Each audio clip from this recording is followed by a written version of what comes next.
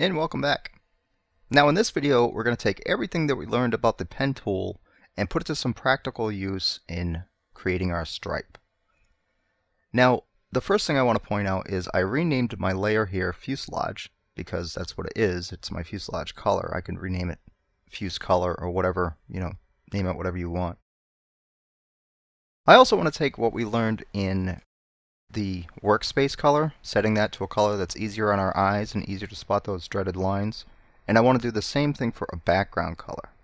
So I'm going to do that by selecting the white base layer, or whatever is bottom of your PSD, create a new layer, and drag that below that white fuse, or white base, and fill that in with, I'm going to do the same color that I have as my workspace, that nice dark color. Hit OK, and fill that with Alt Backspace. So now I'm ready to go. So the first thing I want to do is get that stripe color, and that is in my color PSD here. And click on the foreground color, sample that stripe color, and for those wanting to follow along, you can either enter that number here, which is 0 Bravo Foxtrot 221, and hit enter or click OK. Or you can download the color PSD. I have it zipped on the actual video. I believe it was video number 8. You can see that as an attachment on the Dentrix.net forum. I'm going to go into full screen by pressing F. And with the keyboard shortcut, I'm going to press Control Spacebar so I can get that magnifying glass. Draw a selection around my starting point here. And let go. Now with this particular screen mode that I'm in right now, pressing F once, I can't get to my workspace, and I need to get to my workspace, so I'm going to press F again, and now I can see my workspace. So I don't want an odd number zoom level, so I'm going to go ahead and zoom in one more time to get to, or two more times to get to 100%. And I'm going to press P for the pen tool, and now, right now I have that layer I selected, that last layer that I filled, that background base color, selected. And if I start with the pen tool, it's going to put me on that. And that is what I want. But normally what's going to happen, and what a lot of painters have happen, is when they're trying to create intricate designs with the pen tool, they can easily get themselves into some trouble and not be able to see what they're doing because this background color or shape color is filling in as they go. And it's distracting, it can get in the way. So what I'm going to do is I'm going to go ahead and delete that shape layer, drag that to the trash, and I'm going to create my stripe on a layer below my fuse color.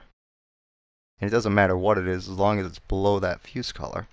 And I'll still be able to see the outline of the path, and that's all I want. Later on I can move that above the fuse where it belongs. So I'm going to press P for the pen tool. And I'm going to go ahead and right around the tip of the nose here, I'm going to select my first anchor point. Now I'm going to go ahead and pan over here by holding spacebar. And I want to come right around this panel here. And I'm going to click and drag. And I'm going to hold shift to keep that handle straight. And I'm going to go to around here. And what I'm doing here, just to let you know, is I want a nice even curve. So I want that to be, or actually I want the curve to be more prominent towards the tip, or the last 3/4. So if we start here, we see that that's the beginning of our anchor point. Right here is about halfway of our curve, and we could tell that because see where the handle is? The handle is around the halfway mark of that line. So I'm going to do about 3/4 to around there, and I'm going to let go of the mouse.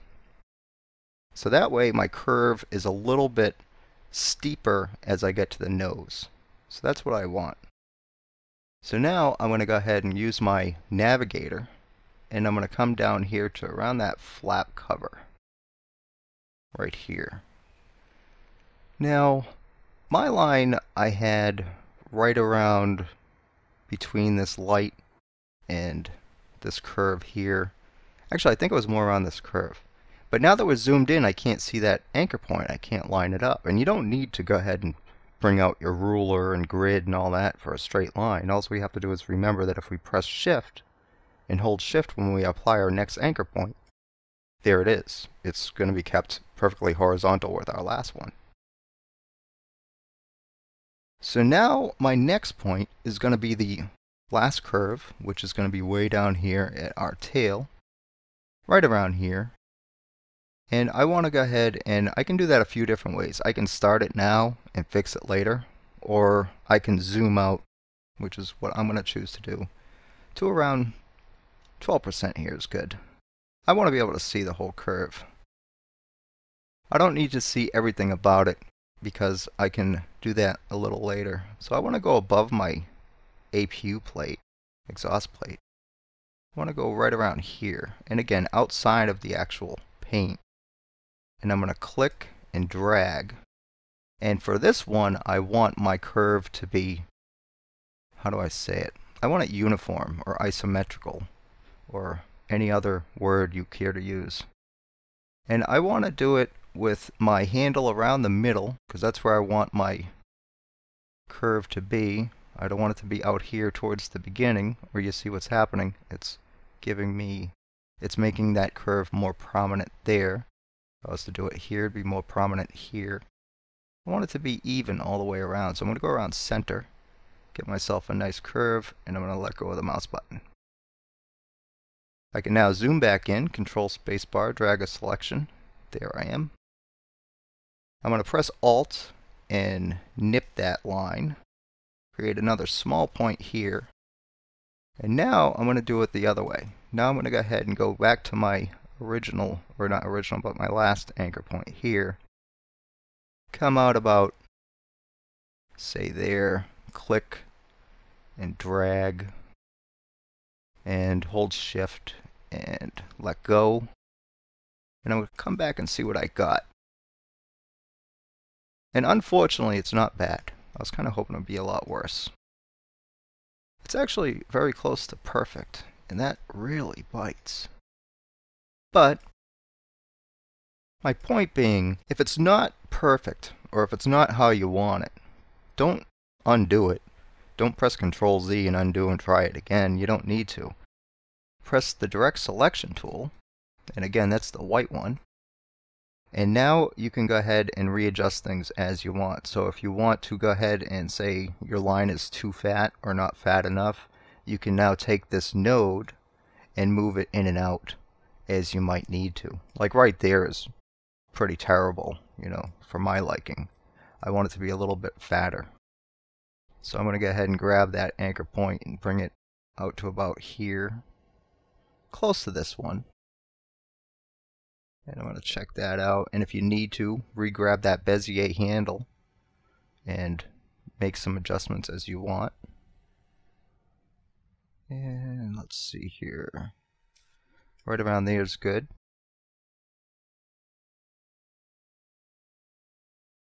And what I'm looking for here, I'm going to zoom out a little bit. I want it to be fat here and slowly get narrower as I get closer. So I'm going to go ahead and adjust this a little bit more.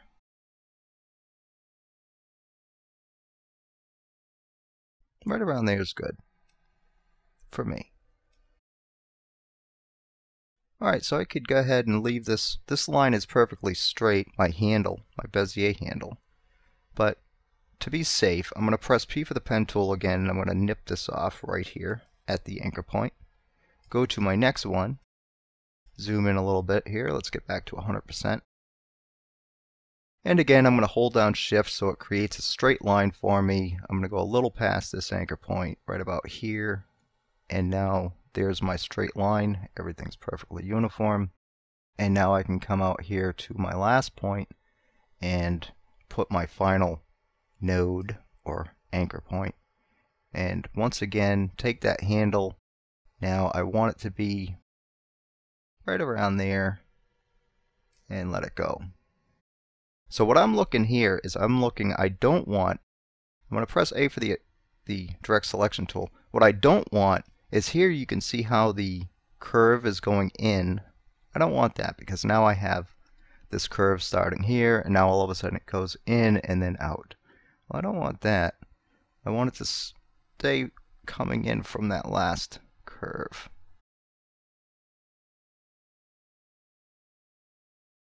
So that doesn't look right. There's something about this that just looks a little off to me. So I'm going to adjust it a little bit. I'm going to grab, with my direct selection tool, I'm going to grab this one here. I'm going to bring it a little tighter. And I like the way this curve looks. I'm going to leave that one as is. I'm going to grab this one here and maybe bring this handle out a little bit more and play around with this a little bit.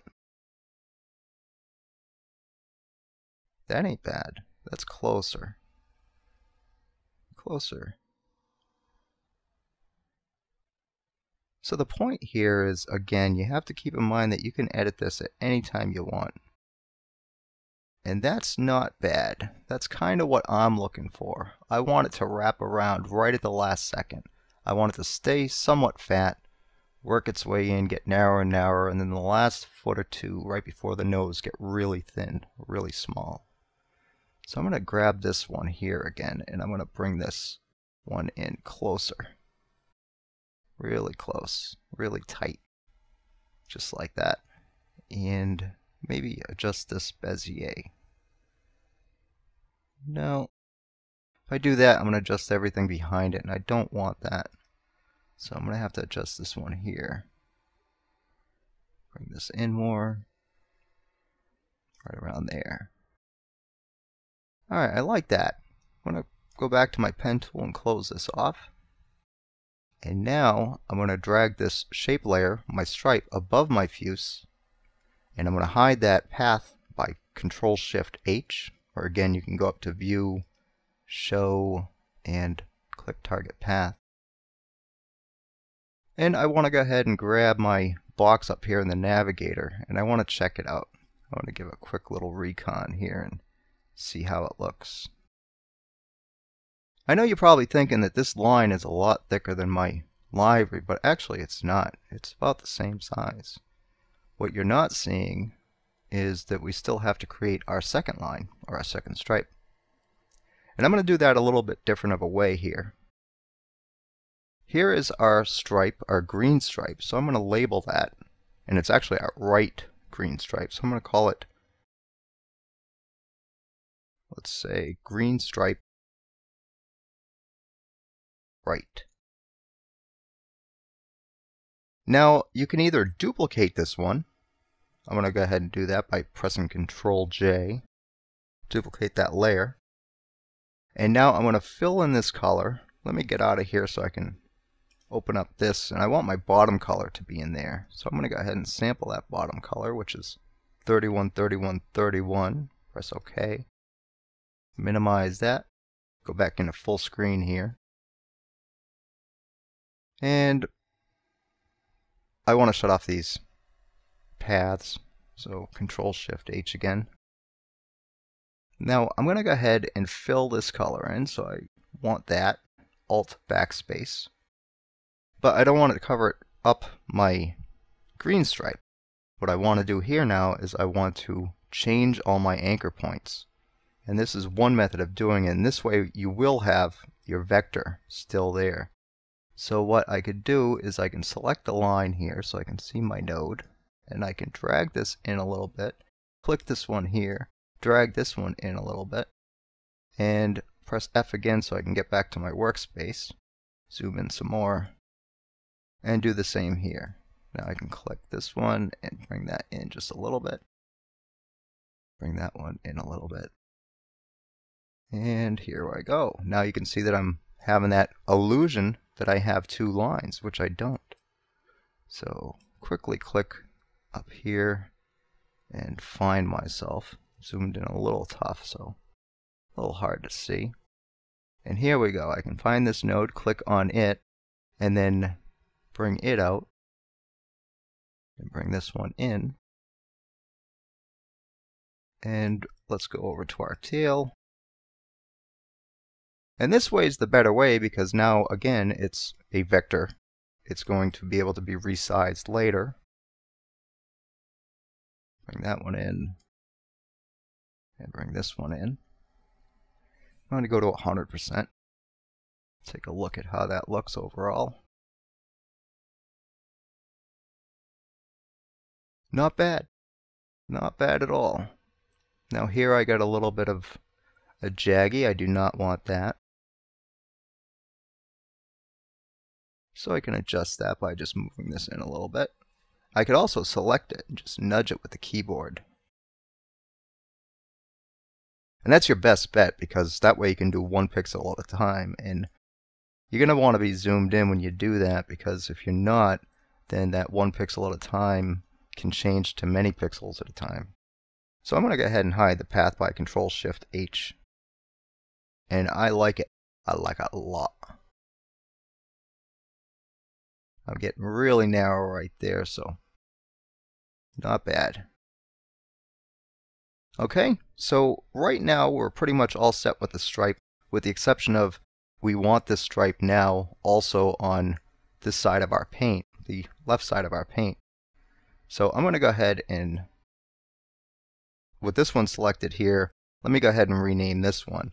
Now this isn't a green stripe, this one is just stripe, but stripe bright. So I'm going to have that selected and press Control so I can select both of these. And once I click this layer, they're both selected. Now I can drag these two down into my Create New Layer shortcut, let go, and I've duplicated them. So the first thing I'm going to do is I'm going to go ahead and change these names. I'm going to say stripe left. And same thing here. I'm going to change this name to green stripe left. And I want to reselect both of these, so hold down Control, select it, and I'm going to go up to the Edit menu and say Transform Flip Vertical, and press V for the movement tool, and I can stay right here and just hold down Shift and down arrow and bring that straight down to me.